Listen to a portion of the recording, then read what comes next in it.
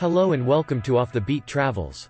Today, we're talking about backpacking and the top 5 things you should consider before embarking on your next adventure.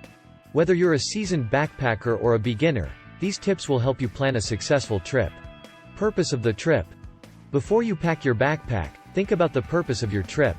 Are you going for a weekend hike, a week-long trip, or a multi-month adventure? This will determine the amount of gear and supplies you need to bring. Destination. Next, consider your destination. What is the climate like? Will you need special gear or equipment for the area you're visiting? Do you need to get any permits or make reservations ahead of time? Budget. Budget is a crucial factor when planning a backpacking trip. Determine how much money you have to spend and allocate it accordingly. This will help you make informed decisions about gear, food, and transportation. Physical fitness.